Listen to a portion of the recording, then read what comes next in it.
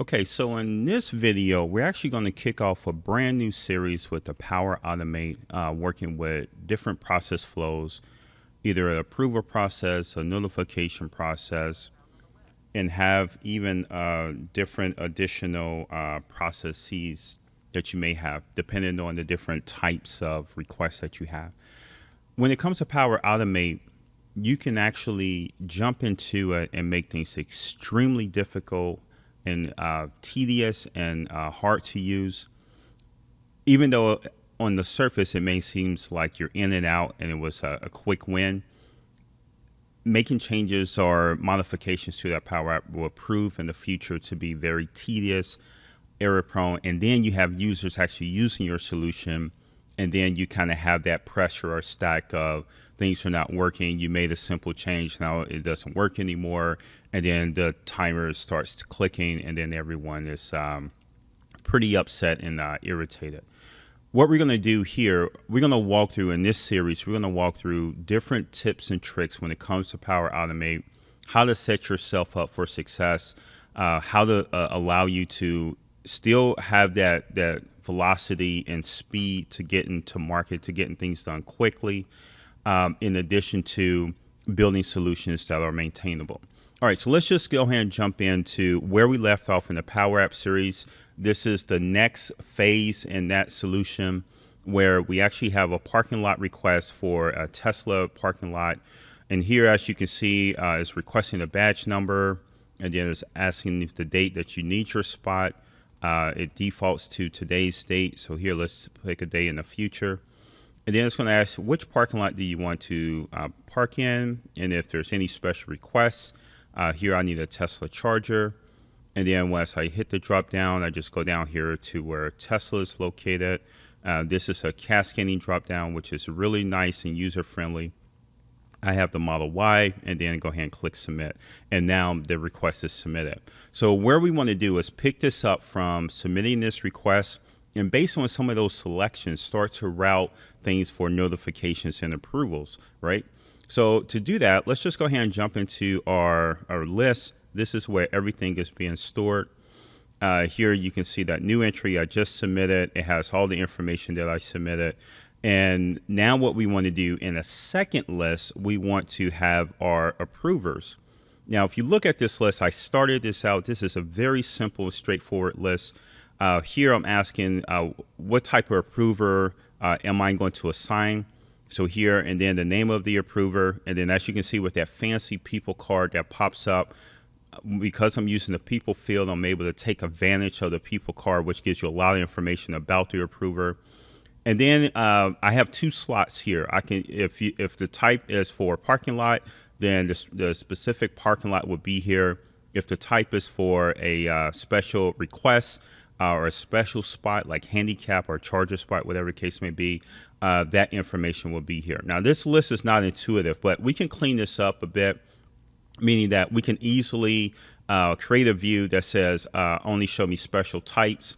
And then here, let me just do save this view. Let's just call it special types. So let me make that one. And then from here, let me save a new view and just call these parking lots, parking lot approvers, or whatever the case may be, right? So once we have that, now what we can do, we can clean this list up. So if I'm in the parking lot approvers list, I don't need the special request, right? So let me just go to settings, show and hide. Let's go ahead and take the special spot pieces out. And now I'm only focused on the column, but also I need to filter the type, right? So here, let me just go here, filter by, and just say parking lots only. And now this is what I'm expecting when I'm looking at only the parking lot piece. So now that I make those changes, let me go ahead and just say save view as. It always get this prompt, but you don't have to change the name. Actually, you should not if you want to just update the existing view. And now let me just go back to special types and do the exact same thing. So here with special types, I'm gonna hide the parking lot, column. So let me go into settings, show hide, take the parking lot out, and then same here with the filter. Go here and filter by, and then say special types only. All right, so now I have the types of special and all this other good stuff. So now let me just go ahead and approve this, save these changes. Now, when I go to new, oh, this is already done for us. Interesting. So I was going to actually build this with you, but we can build this in the next video. So basically what I want to do, this is a Power App form that I just put on top of it. It's a very simple, straightforward form. I promise you I'm gonna build this with you in the next video, so that way we can kind of clean this up. And if you want, it depends on how many comments I get in the comment section. If you want in the next video to actually go through and build this list schema together, just let me know, and I can dedicate the next video on setting up our list schema and the Power App form for the approvers. So that way we're all on the same page, and you're kind of going through my thought process on the strategies needed. So if that's needed, shoot me some comments in this video.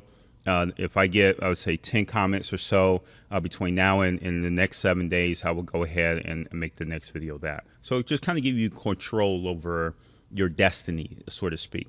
So here, simple Power App, based on the type, you notice that I had those 2 columns, right? So what I did in this Power App is say, okay, if they're choosing a parking lot type, I'm gonna only show the parking lot field, and then obviously the options associated with the parking lot field, and then I can specify who's actually going to be the approver in this scenario, the North Red parking lot. Save that off. It didn't show here because I'm on special types, but if I switch over to the parking lot approvers, then you will see Ethan was added for the North parking lot as the approver. Now here I have duplicates, so that's going to mess around with my process. You don't want duplicates here, because basically what you're saying is, if I get a request for the North Red parking lot, then I need to send a request to either Andre or Ethan for the approver. Now, if you run into a scenario where you actually want to send them to both, and then the first one to approve it, the process goes forward, there's a different way to do that versus repeating this, right? So let's just clean this up a bit so that way we don't get confused in that way. All right, so that's how we're set up. I think you got it, right? I think you have it, how to get this set up. Now let's go into the Power Automate. And again, there's many ways that you can slice this. And what I'm going to show you here is some of the common mistakes that people jump into, especially if you're new to this, you're not sure like your strategy, you're still trying to get your feet wet. So there's a lot of questions and there's a lot of options. So what we're going to do, we're going to trim a lot of those options out and really kind of get you focused and really go into some of the principles. So here, if I go into my flow, let me just make sure that we're level set on when you're looking at Power Automate, what options do you have? So if I look at my flows, I have my flows, team flows, and business process flows, as well as UI. Now, business process and UI, that's usually another licensing price point when it comes to Power Automate. So we're not going to focus on those. So the only 2 that you really have are my flows and team flows. And really the difference between the 2 is that my flows are only the flows that you can see. You're the only owner of the flow.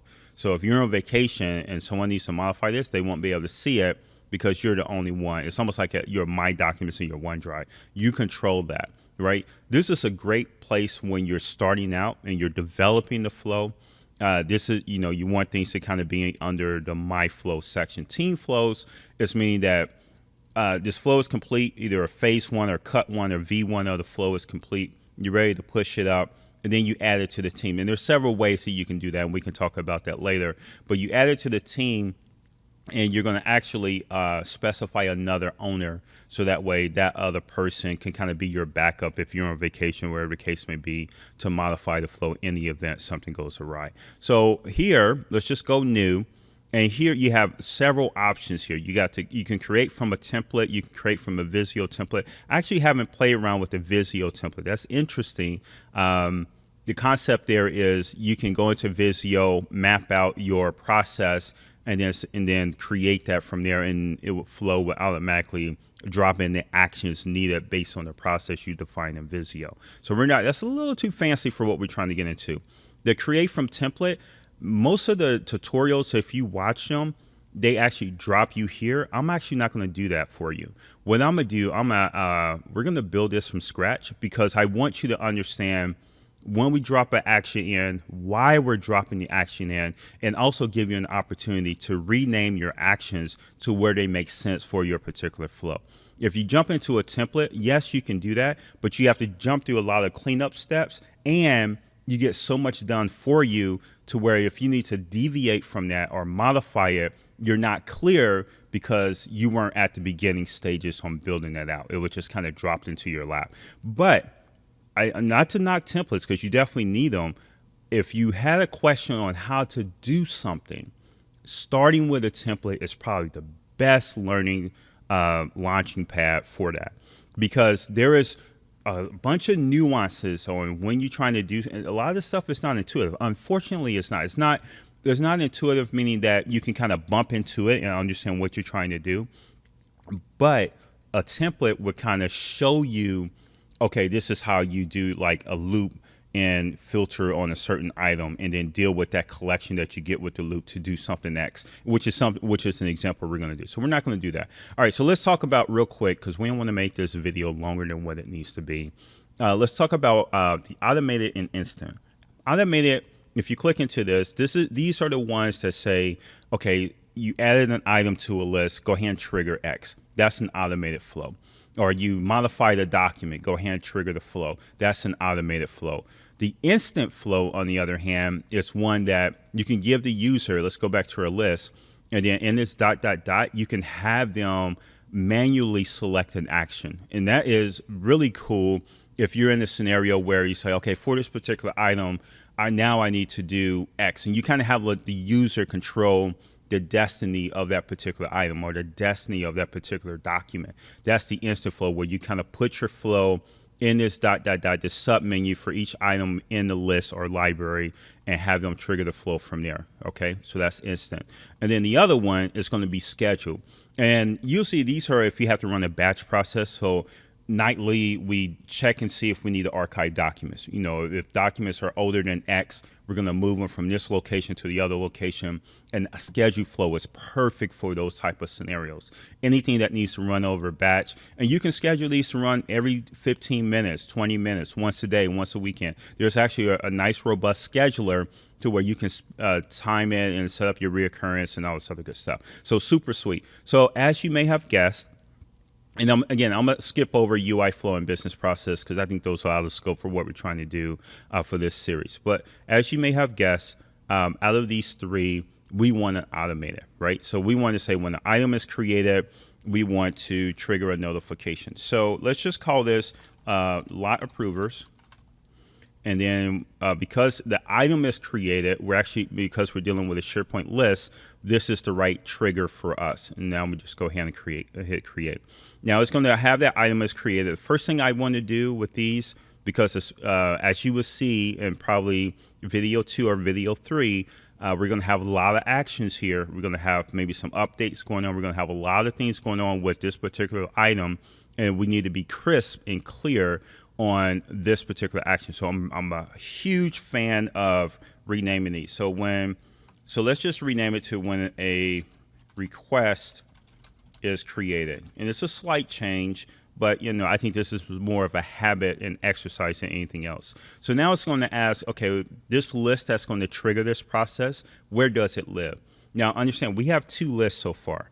We have the request list that once they fill out the Power App, the request drops into that list. And then we have our approvers list, the one to say, okay, if they select this parking lot, look at the approval list and figure out who we need to route that to. That's actually a dynamic approval process. And most of the people are not creating that. They're hard coding all of this, and I'm going to show you how the best way to do it. So for now, we're looking at the request list. So in our site, we're at the equipment request site. And then once we select that, we're actually in parking lot request 4. And really, that's all we need. So now this triggered the process of what you want to do. Usually in a scenario like this, the first thing I do is send a confirmation message, right? So we want to send an email. So I'll just type in send email, to help filter. And then when you send the email, look at this. You're going to have many different options here. Because what's happening is that sending email is a common thing across many third parties. So you really have to be scoped and clear on what's your goal, what's your repository, what's the domain you're working within. Not the URL domain, but the domain of technology, the tech profile that you're working in. For us, and honestly, 90% of the time is really simple. My recommendation is to stick with the SharePoint stack, the SharePoint technology domain, unless something is pushing you to go CDS or third party or wherever. And those are intentional, right?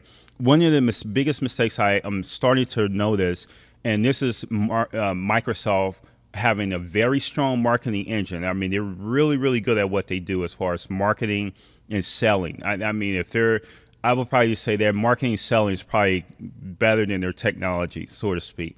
But it's really, really good. I mean, comparatively speaking to anyone else, is extremely good and extremely effective. So they're pushing a lot of CDS. So I see a lot of people jumping on the CDS bandwagon, very premature, very soon than what they need to do, and they find themselves in a higher price point to work their solution than if you just stick with the SharePoint ecosystem. So with that, we just need to send a simple email in Office 365. So this is going to be our Office 365 Outlook. Oh, I selected the wrong options. And it's confusing. If you're not paying attention, which I wasn't, you can select something that says send email and that be not very clear on what you need to do. So here's a notification. Here's an email with options. We don't want that. We want send email V2, okay? And your send email, and again, let's start renaming. So send confirmation email. All right. And then who's going to receive this email? Well, the person who created the request. So how do you find that? So you hit on the dynamic tags. And here's the cool thing that Power Automate is really doing. There's a ton of text that's behind here, but based on the field that's selected, it knows it needs an email. So it filters all of my options to only the ones that have an email address that makes sense for this particular one. So here, this is going to be created by email, meaning that the person who created this request, their name, their people object is actually going to be in the created by column, and we're just going to grab the email address from that. Note how I stated that. Their people object is going to be in the created by column. This is just a property off of that object, and that's clear to understand, because when you're dealing with different site columns within your SharePoint list, based on that column type, you're going to see different options here. So it's very clear, and you're going to see that as we go away, especially when we get like choice columns compared to text, single line text columns and people columns. So, that's a clear distinction to make. All right, so subject, this is just simple text. Your request has been received. And then here in the body, we can say something similar. Your request for, now watch how I get dynamic here. For parking lot, and then space, and then I'm gonna use a token. And basically what I'm doing, I'm getting the parking lot selection that they selected when they were using the Power App. So if it's the red lot, the blue lot, the executive lot, whatever the case may be, I'm gonna specify that. Again, making it a little bit more personable versus a canned generic, and it doesn't cost you any extra time. I mean, this is what, 10 seconds to select this, right? So, make it dynamic, make it meaningful and purposeful, right? And giving them enough information they need, especially when we get to the approval piece. Now, notice this, again, back to my whole rant about different column types and understanding the anatomy of site columns and the different column types. So here's a choice column. If I select this one, which is the wrong one to select in this scenario, this is going to give me the entire choice object, but I really want the selection that was selected from that choice object, and that's going to be parking lot value, right? So your request for parking lot value, whatever that is, has been received and has been routed for approval, all right? And then we're done. You can add more. You can have the date that they requested. You get any information that you have available in that list for all these requests are available to you. So get creative, be meaningful. Usually people are, in my experience, when we talk about best practices and being strategic about this, you better serve your clients, and you become a rock star, and they love you when you do this, when you give them enough information in the email before you force them to click out.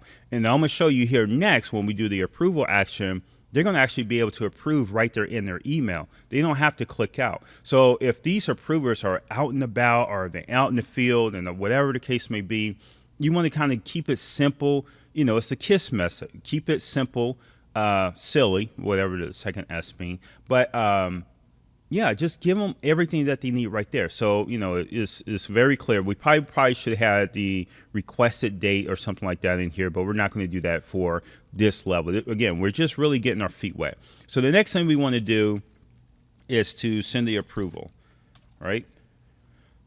So here, this is going to be my approvals connection here. And you have three options when you send an approval. You can create an approval, you can start and wait for an approval, or you can wait for approval. So 1 and 3 kind of work in conjunction with each other. And the reason why I always use 2, all right, let's cut to the chase. I always use 2. But let me really quick explain why you would use 1 and 3.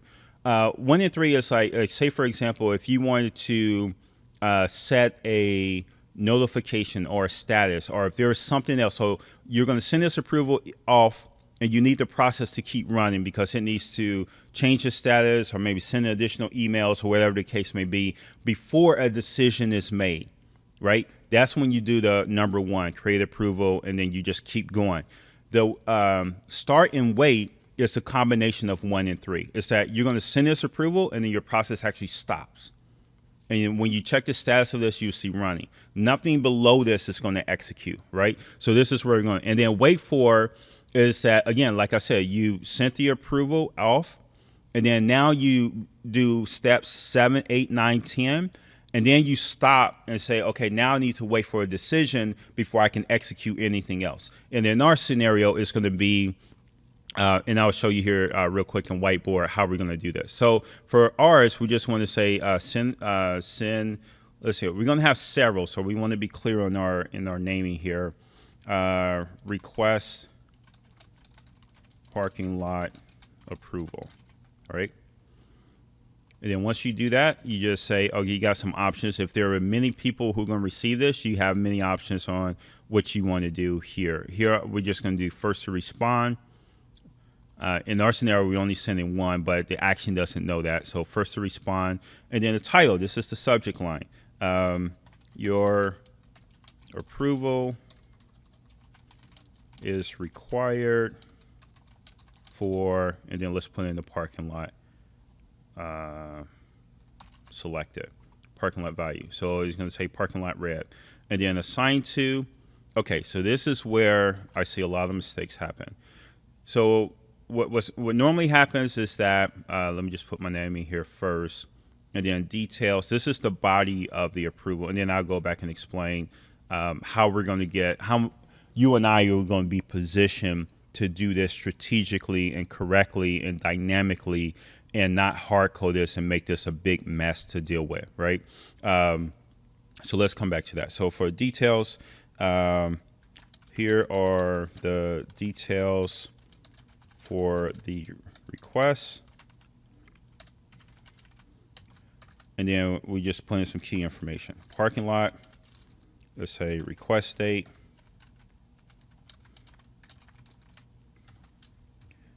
let's say badge requester.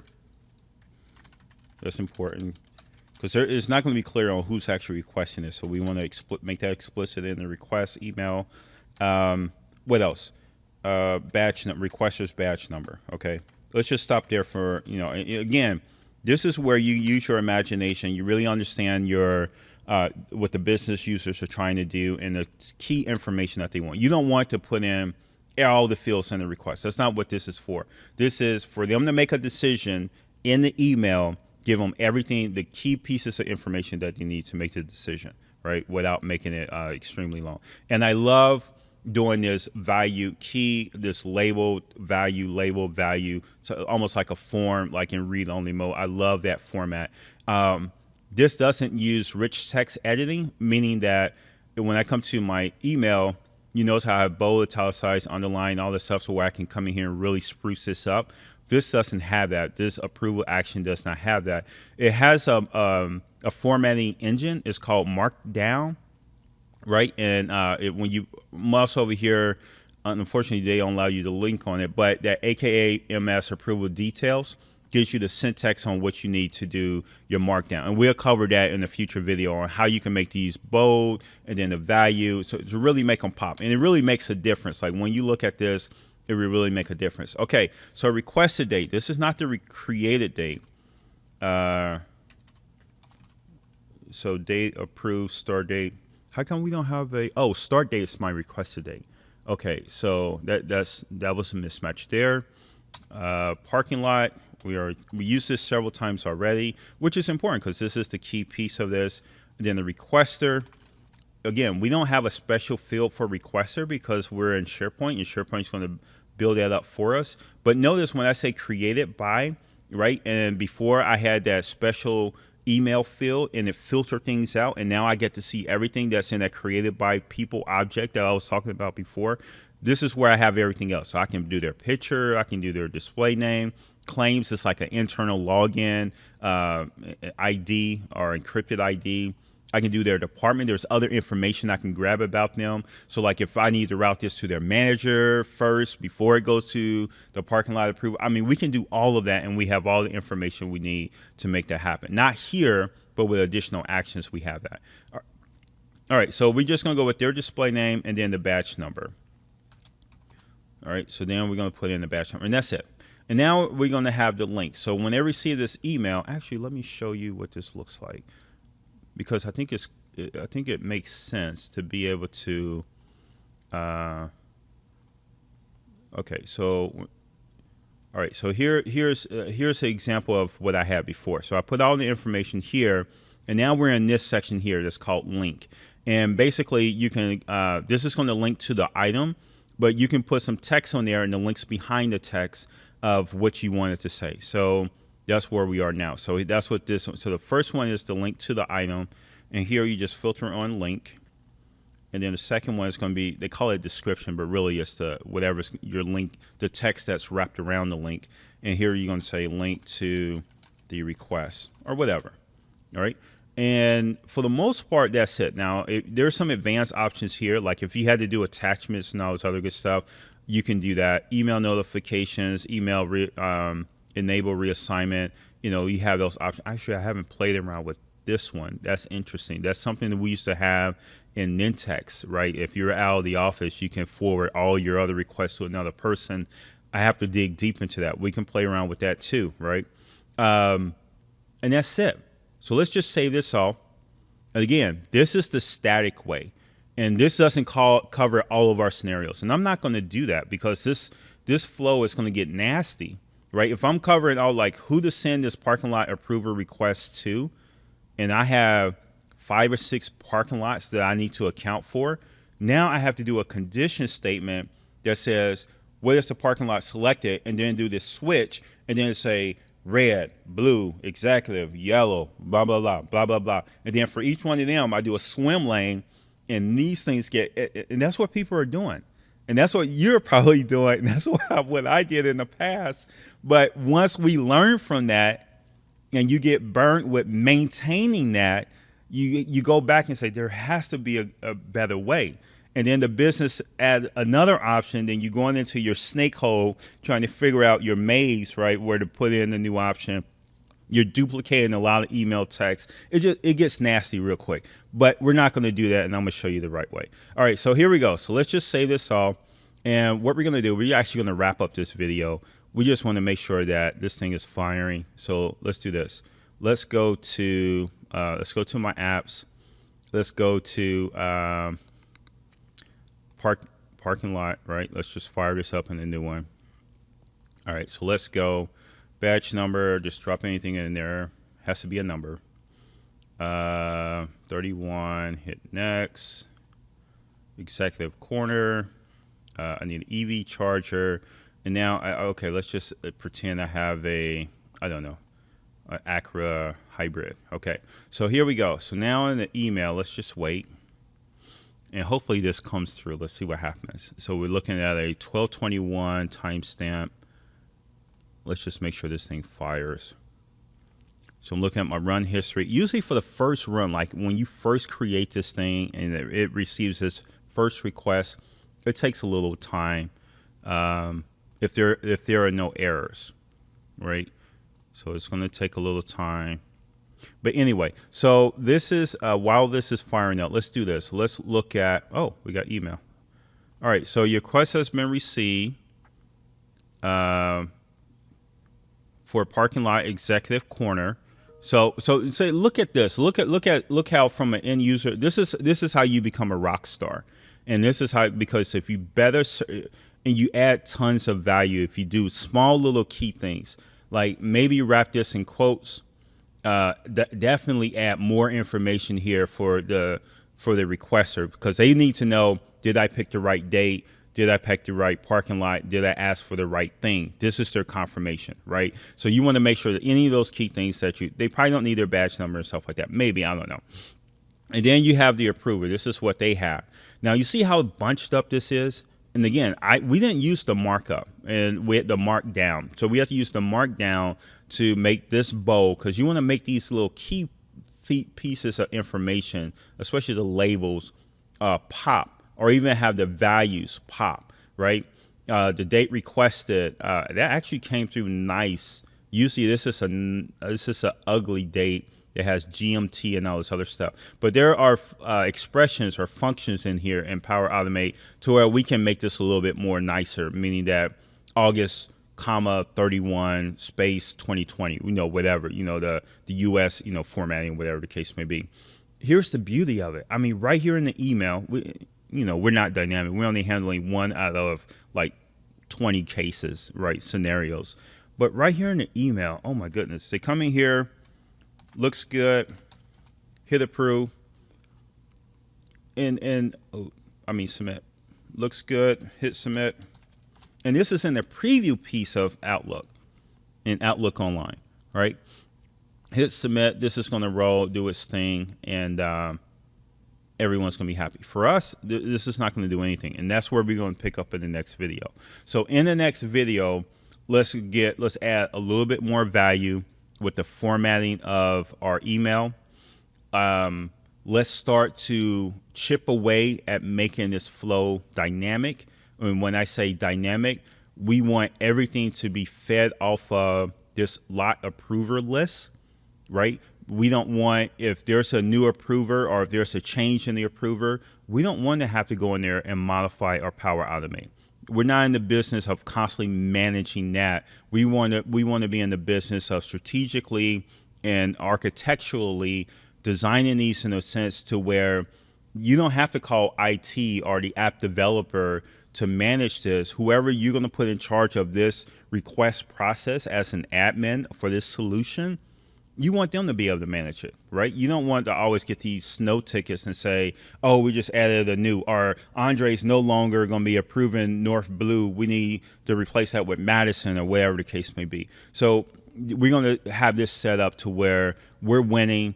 The clients are extremely excited because they can manage this without getting you involved, and it's easy to maintain. So if something in the future comes as far as logic on how things should flow, we're going to be in the position to handle that no problem. And we want to minimize the duplication as much as possible. That's sometimes are hard to do, but when we start looking at global variables and things along those lines, those are essential to keep some of the duplication to a minimum, and we'll talk about that in a future video. So welcome to the series. Here we go. Power Automate 2020 tips and tricks.